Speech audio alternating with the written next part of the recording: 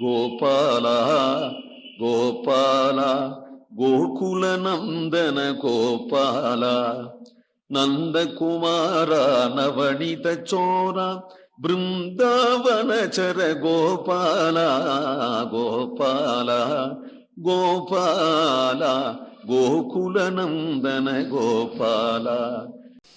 எரி சிதறும் சரத்தால் இலங்கையினை தன்னுடைய வரிசிலை வாயிற் பெய்து வாய்க்கோட்டம் தவிர்த்துகந்த அரையன் அமரும் மலை அமரரோடு கோணும் சென்று திரிசுடர் சூழும் மலை திருமாலிருஞ்சோலை யதேயே.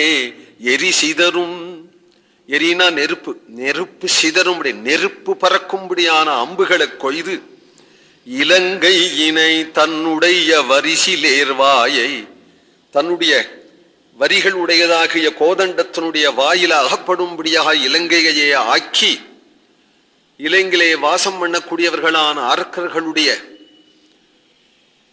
வாய்க்கோட்டம் தவிர்த்துகந்தேக, அவர்கள் வெட்டுவோம் குத்துவோம் என்றெல்லாம் அவர்கள் வாயாடித்தனம் என்னன்னு பேசினார்கள்.